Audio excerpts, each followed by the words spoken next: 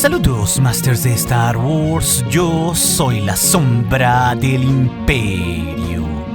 ¿Qué? La sombra del Imperio. Hoy, Masters, como cada semana, resolveremos 5 preguntas que me dejaron aquí en YouTube y en el Patreon, siendo la que titula el video sobre qué tanto control tuvo Dave Filoni respecto a la era de las secuelas de Star Wars, la quinta pregunta más importante en este video en la que tendremos un especial y particular enfoque. Así que si tú dejaste un comentario aquí en YouTube en Patreon y no está en este video, recuerda que siempre recibirás una respuesta personal mía a una pregunta si tienes un requisito de los cuantos que tengo en Patreon aquí en YouTube como un miembro del canal, sino que también recibirás emones personalizados o aparecerás en los créditos, o leeremos tus comentarios en vivo en el show de la sombra, o podrás entrar en nuestros directos exclusivos para miembros o ver también los archivos de estos directos. Y de paso nos apoyarás a concretar todos los números del Comic Fan Story de la Sombra del Imperio, del cual este tema ya hicimos una actualización detallada en el especial del millón, como vemos en pantalla, de la cual también los miembros tienen actualizaciones. Y esta novela gráfica ligada a Vader de 5 números se publicará gratuitamente en este canal cuando esté terminada. El enlace, como siempre, estará en la descripción del video. Es así que nuestra primera pregunta, el Master de Infinity Universe nos cuestiona: ¿volveremos a tener contenido de la Alta República en el futuro de Star Wars? Y bueno, Masters, la Alta República no se irá a ningún lado porque en este 2025 acaba la tercera fase final de estos cómics y novelas, con Trials of the Jedi, la novela de Charles Soule, que acaba esta era en un gran conflicto de los Jedi contra Marchion Ro y los Nihil, esto pues 230 años antes de las precuelas. Incluso en lo animado, los cortos de Young Jedi Adventures siguen explorando esta era. Pero tras la cancelación de The Acolyte en live action, que sucede 132 años antes de la amenaza fantasma, ya no tenemos ningún otro contenido próximo de la Alta República. Personalmente, Master, seguro Lucasfilm, tras la recepción de esta serie, se la pensará 2 veces antes de volver a hacer contenido de la Alta República, y quizás más bien pivoteen hacia otra era de Star Wars, como bien puede ser la Antigua República, o apoyarse más en el Filoniverse de la Nueva República. Incluso creo que hay una ligera posibilidad de que por ahí se nos cuente la historia de Plagueis y de Palpatine, claro, en esta era, pero con otro contenido y un rebranding ya no en el formato de The Acolyte, porque sin duda conocer la historia de esestos dos lores del Sith siempre será interesante, y fue mucho de lo que nos quedamos pendiente en aquella serie, tras el breve cameo que tuvo Darth Plagueis y sobre todo su relación con Kaimi.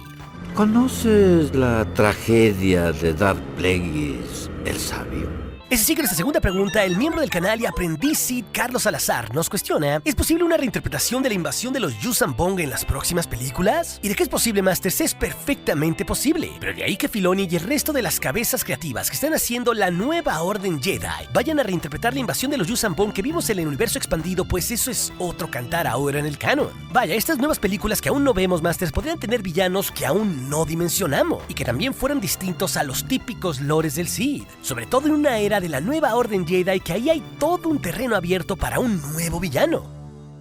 Y estos villanos, Masters, podrían ser una nueva raza completamente desconocida, o algo loco como Avelot, que ya sabemos que Filoni la sembró en la temporada 1 de Ahsoka con las propias deidades de Mortis en Veridia, o hasta, ¿por qué no?, con algún mandaloriano malvado, que ellos siempre fueron los rivales milenarios de los Jedi. Pero también podrían ser, pues, justo los Yuuzhan Vong, aunque aún todavía no son canon. Y ojo, hay cierta evidencia de que podrían recanonizarse porque Dave Filoni quiso meterlos en un arco cancelado de Clone Wars, iniciando su invasión de otra galaxia en una pequeña nave scout apenas en la era de las precuelas. Algo que pagaría pues justo más de 5 décadas después en el antiguo universo de Legends. Y en ese universo expandido, la invasión Vong le pegó a la nueva Orden Jedi de Luke, con alienígenas brutales que no podían ser tocados por la fuerza y que ponían en jaque a los Jedi, y que tenían armas y naves orgánicas, y que además arrasaron con incontables mundos. Una amenaza así de otra galaxia me parece que sería una movida correcta en el canon actual, que refrescaría a los villanos de Star Wars, pero ahora, claro, con el contexto de la nueva Orden Jedi que se está desarrollando con Rey, al igual que con otros personajes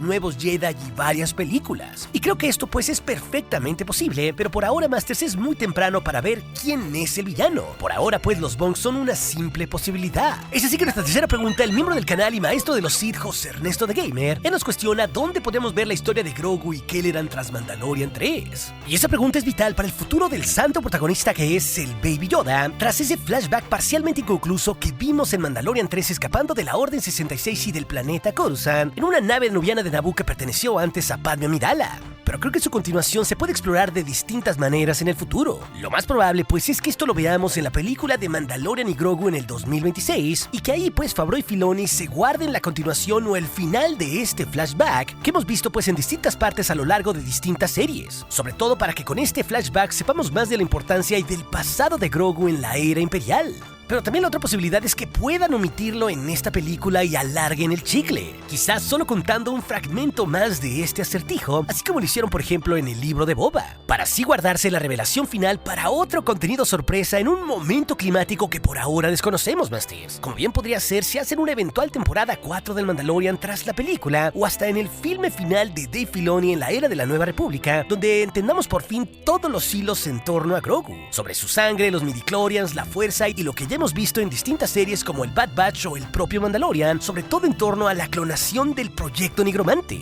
algo mencionado pues en ambas series. And provide Commandant Hux enough time to deliver on Project Necromancer. Vaya, creo que pueden estarse guardando el resto pues de este flashback para entender qué pasó con Kelleran y Grogu en torno a la era imperial en un momento gordo que suceda en un clímax en un contenido no tan lejano, digamos en unos 3 o 4 años. En un flashback pues que termine por unir las precuelas, la trilogía original y el plan de Palpatine de las secuelas para no morir, similar pues a como ya se hizo en el Bad Batch. Después de todo, eso de la clonación y la sangre de Grogu siempre ha jugado mucho en toda la serie del Mandalorian. Y seguro pues será definitivo en torno a su final.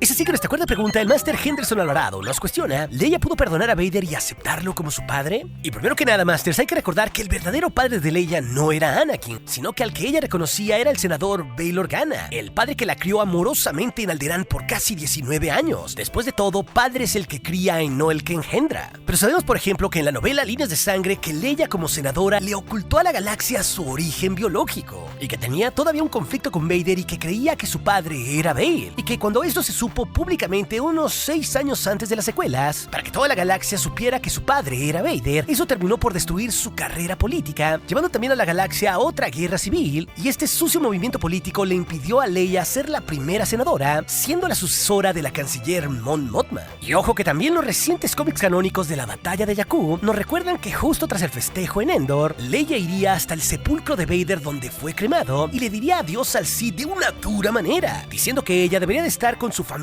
festejando. Sin embargo, estaba ahí porque necesitaba reclamarle cara a cara. Esto por todo el daño que él, su padre, o sea, Vader, le había hecho a la galaxia. Un daño pues que hasta la propia princesa había vivido en carne propia. Así que en un cierto momento, Leia con desdén diría que no podría perdonarlo tan fácil como lo hizo su hermano Luke y aventaría el casco de Vader al suelo, porque solo lo que sentía ella era odio ante el Sith por todo lo que había hecho. Ese era pues el claro sentir de la princesa Leia, Masters. Aunque curiosamente al día siguiente en Endor, su hermano Luke sentiría en la fuerza que ella había ido a hablar con la memoria de su padre y trataría de abogar en su corazón para que lo perdonara, porque bien Luke sabía que el odio llevaba al lado oscuro. Sin embargo, Leia dejaría claro que ella no era Anakin, ni Vader, ni una Jedi, y que a diferencia de su hermano era una persona que sí tenía sentimientos que no podía enterrar. Vader pues había dejado en ella profundas cicatrices que Leia necesitaba sanar.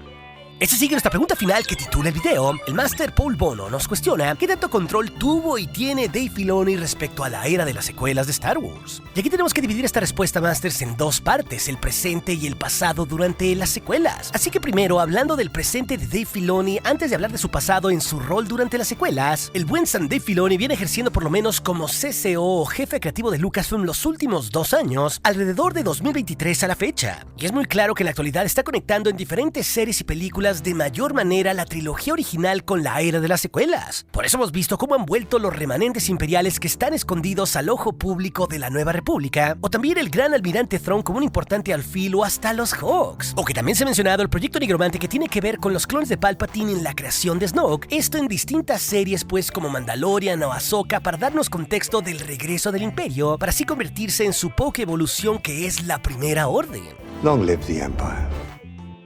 No por nada, hasta Lucasfilm ya confirmó en la Celebration 2023 que Filoni dirigirá el conflicto climático de la era de la Nueva República para conectarlo todo, dejando muy en claro que cada vez está pegando más todas esas cebras sueltas para darnos contexto de todo lo que no nos explicaron durante las películas de las secuelas en torno a los imperiales infiltrados, o también la débil Nueva República y su política, o el gran plan de Palpatine para no irse del todo. Esto pues de una forma muy similar a como Filoni le dio un profundo contexto a los Jedi y a la República, y también pues a las propias precuelas al lado de de George Lucas en la serie animada de Clone Wars, porque la verdadera profundidad de las precuelas está en Clone Wars gracias en buena parte a este dúo, desarrollando sobre todo un montón de personajes o hasta dándole un Padawan a Anakin, así como ahora mismo se le está dando mucha profundidad a las secuelas y a la era neorepublicana para conectarlo todo gracias a Filoni y a Favreau. Vaya, esta historia ya la repitió Filoni antes, pero seguro se están preguntando qué hay del pasado, por qué rayos no vieron a Filoni antes en Lucasfilm en la década del 2010 y en concreto antes del 2015 cuando hicieron El Despertar de la Fuerza, si él era el aprendiz de George Lucas, ¿cierto? Pues justo Dave Filoni, Masters, aunque ustedes no lo crean, se le consideraba el chico de la animación dentro de Lucasfilm, y básicamente pues lo tenían relegado, digamos, ahí, porque venía antes de hacer la serie animada de Clone Wars de trabajar en Nickelodeon como un artista y director de supervisión en la serie animada de Avatar, el Maestro del Aire. De hecho, Filoni es el director de la primera temporada El Libro del Agua antes de que Lucasfilm le ofreciera un mejor trabajo haciendo la serie de Clone Wars.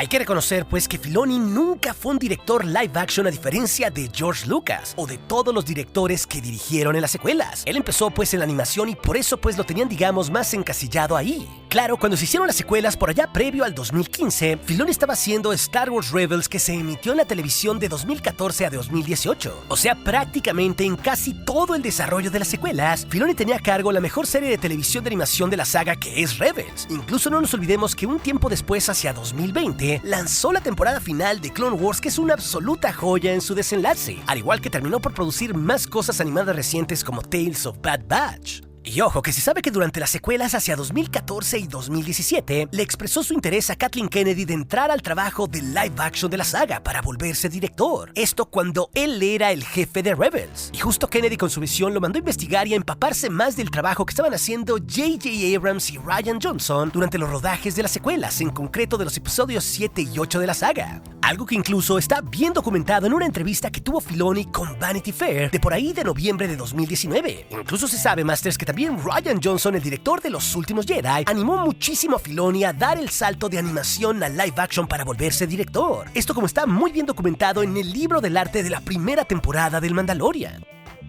O sea que de cierta manera las secuelas fueron lo que detonaron el gusanito de Dave Filoni para dar el salto al live action. Y justo pues lo que lo cambió todo fue la irrupción de Disney Plus al streaming, con Jon Favreau haciendo la serie del Mandalorian al lado de Filoni entre 2018 y 2019, que fue el año que se estrenó la serie. Ya que hay que recordar que esta serie Favreau se la pichó a Lucasfilm unos años antes, y fue Kennedy quien decidió conjuntar las visiones de Favreau y Filoni para volverlo pues él una especie de amo del canon, sobre todo porque Favreau tenía mucha experiencia como director. No nos olvidemos pues que él detonó el MCU con Iron Man. Así que Filoni aquí pues sirvió mucho pues para prepararlo y también tener mucho lore y carnita en estas series. Y esto fue un plan para apoyarse más en Filoni de forma creativa, para que ya no fuera más solo el chico de la animación, sino para que pudiera dirigir, producir y hasta escribir en live action. Vaya, su salto lo dio un poco tarde, ya en los 40 años, Masters. E incluso el propio Filoni en varias entrevistas se refirió a eso como una especie de entrenamiento para tener mucho más peso y aprender en el live action. Por eso coescribió y produjo mucho con Favreau, o dirigió también el primer episodio del Mandalorian, o ni tampoco olvidarnos de su brillante dirección en el episodio donde aparece Ahsoka en Mandalorian 2, o también donde aparece Luke Skywalker durante el libro de Boba, y ni qué decir que toda la serie que se estrenó en 2023 de Ahsoka fue escrita por él, hasta el punto pues de justo ser nombrado como jefe creativo de todo Lucasfilm o CCO, que en este puesto Filoni en realidad tiene poco tiempo y apenas se está notando los contenidos planteados por él desde 2023. Yo soy el canon. Así que esto nos demuestra cómo Dave Filoni es un ejemplo viviente de alguien que se ha adaptado a los éxitos y las épocas complicadas recientes de Star Wars, dando el salto live action y aprendiendo a ser un director casi a sus 45 años, para que hoy en día, que tiene más de 50, ser el amo absoluto del canon de la saga. Pero si también quieres saber más sobre si Filoni está trayendo de vuelta el universo expandido al canon actual de Star Wars, esa historia de las preguntas del día te la dejaré aquí en las pantallas finales junto con otras. Y recuerde, nuestro aliado es la fuerza y un poderoso aliado es. Hasta aquí su amigo, la sombra del imperio.